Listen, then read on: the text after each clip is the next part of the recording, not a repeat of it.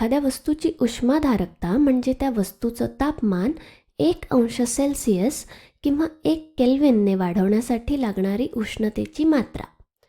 विशिष्ट उष्माधारकता म्हणजे specific heat capacity, जिला आपण विशिष्ट उष्मा असं सुद्धा म्हणतो, ही त्या पदार्थाच्या 1 ग्रॅम वस्तुमानाची उष्माधारकता असते. आणि मोलर उष्माधारकता म्हणजे मोलर हीट कॅपॅसिटी, ही त्या पदार्थाच्या 1 मोलची उष्माधारकता असते. विशिष्ट उष्माधारकता दर्शवण्यासाठी आपण CS वापरतो आणि मोलर उष्माधारकता दाखवण्यासाठी आपण CM वापरतो. तर आपण विशिष्ट उष्माधारकतेपासून सुरुवात करूया. पाण्याचा विशिष्ट उष्मा 4.18 जूल्स प्रति ग्रॅम प्रति अंश सेल्सिअस असा असतो. म्हणजे जर आपल्याकडे 1 ग्रॅम द्रवरूपातलं पाणी असेल आणि त्याचं सुरुवातीचं तापमान 14.5 अंश सेल्सिअस असेल, तर त्या पाण्याचं तापमान 1 अंश सेल्सिअसने वाढवण्यासाठी आपल्याला त्याला 4.18 जूल्स इतकी ऊर्जा द्यावी लागेल. म्हणजे मग 4.18 जूल्स ऊर्जा दिल्यानंतर पाण्याचं अंतिम तापमान 15.5 अंश सेल्सिअस इतकं होईल. बरं, आता आपण पाण्याच्या विशिष्ट उष्माधारकतेवरून पाण्याची मोलर उष्माधारकता कशी काढायची ते बघूया. आता जर आपण पाण्याचा विशिष्ट उष्मा आणि पाण्याचं रेणू वस्तुमान जे 18 ग्रॅम प्रति मोल इतकं आहे, या दोनचा गुणाकार केला तर इथे ग्रॅम हे एकक एकमेकांना बाद करतील. आपल्याला हे सोडवल्यावर 75.2 जूल्स प्रति मोल प्रति अंश सेल्सिअस असं मिळेल. बरोबर. आणि ही असते पाण्याची मोलर उष्माधारकता CM. आता समजा आपल्याकडे 18 ग्रॅम पाणी आहे. जर आपण त्याला पाण्याच्या रेणू वस्तुमानाने म्हणजे 18 ग्रॅम प्रति मोल याने भाग दिला तर इथे हे ग्रॅम आणि ग्राम एकक बाद होतील आणि आपल्याला मिळेल पाण्याचा 1 मोल. म्हणजे पाण्याचा मोलर उष्मा वापरून सांगायचं तर 18 ग्रॅम पाण्याचं तापमान 1 अंश सेल्सिअसनी वाढवण्यासाठी 75.2 जूल्स इतकी ऊर्जा लागेल. 18 ग्रॅम पाणी म्हणजे 1 मोल पाणी, हो की नाही? चला, आता आपण 250 ग्रॅम पाण्याचं तापमान 22 अंश सेल्सिअसपासून 98 अंश सेल्सिअसपर्यंत वाढवण्यासाठी किती उष्णता लागेल याची गणना करूया. विशिष्ट उष्म्याचं एककसुद्धा आपल्याला दिलेलं आहे, जूल प्रति ग्रॅम सेल्सिअस.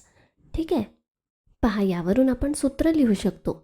विशिष्ट उष्मा बरोबर Q म्हणजे दिलेली ऊर्जा भागिले M जे आहे पदार्थाचं वस्तुमान जे ग्रॅममध्ये दिलेलं आहे, भागिले M गुणिले डेल्टा T म्हणजे तापमानातील बदल. आता इथे जर आपण बरोबर चिन्हाच्या दोन्ही बाजूंना M डेल्टा T ने गुणलं तर आपल्याला मिळेल Q बरोबर M C गुणिले डेल्टा T. आणि आता हे सूत्र आपण वेगवेगळ्या पदार्थांचं तापमान वाढवण्यासाठी किंवा कमी करण्यासाठी किती उष्णता लागेल हे शोधण्यासाठी वापरू शकतो. आता या उदाहरणात आपल्याला पाण्याचं तापमान 22 अंश सेल्सिअसपासून 98 अंश सेल्सिअसपर्यंत वाढवण्यासाठी लागणारी उष्णता काढायची आहे. आता इथे तापमानातील बदल म्हणजे डेल्टा T शोधण्यासाठी आपण अंतिम तापमानामधून सुरुवातीचं तापमान वजा करू. अंतिम तापमान आहे 98 आणि सुरुवातीचं तापमान आहे 22. तर आपल्याला डेल्टा Tची किंमत मिळेल 76 अंश सेल्सिअस. बरोबर. आता या सगळ्या किमती आपण या सूत्रात टाकूया. Q आपल्याला शोधायचं आहे. वस्तुमान M आहे 250 ग्रॅम. पाण्याचा विशिष्ट उष्मा C आहे 4.18 जूल्स प्रति ग्रॅम प्रति सेल्सिअस आणि तापमानातील बदल डेल्टा T आहे 76 अंश सेल्सिअस. बरोबर. मग आता ह्या किमती या सूत्रात टाकून आपण लिहून घेऊया. Q बरोबर M आहे 250 ग्रॅम गुणिले C आहे 4.18 जूल्स प्रति ग्रॅम प्रति डिग्री सेल्सिअस गुणिले डेल्टा T जे आहे 76 अंश सेल्सिअस. आता इथल्या एककांकडे पहा.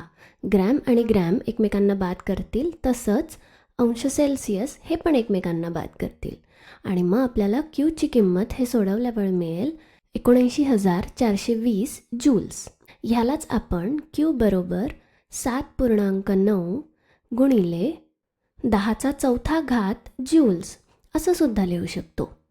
तर म्हणजे पाण्याचं तापमान 22 अंश सेल्सिअसपासून 98 अंश सेल्सिअसपर्यंत नेण्यासाठी 7.9 गुणिले 10⁴ जूल्स इतकी ऊर्जा द्यावी लागेल. ठीक आहे.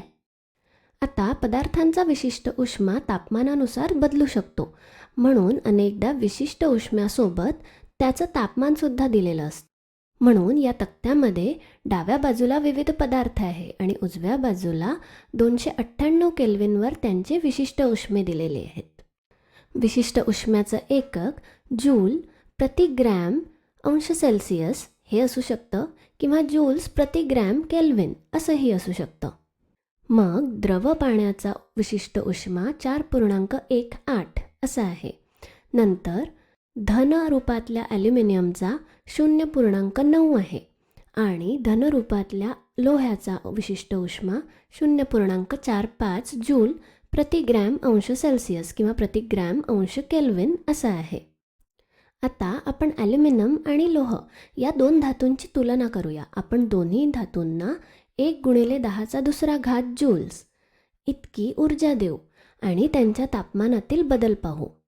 तर आपण ॲल्युमिनियमपासून सुरुवात करूया. आपण लिहिलं आहे Q बरोबर mc∆T.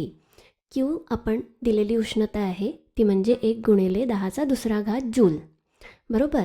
समजा ॲल्युमिनियमचं वस्तुमान आहे 10 ग्रॅम. नंतर त्याचा विशिष्ट उष्मा आहे 0.9 जूल प्रति ग्रॅम केल्विन. बरोबर. गुणिले ∆T. आता आपण हे सोडवूया.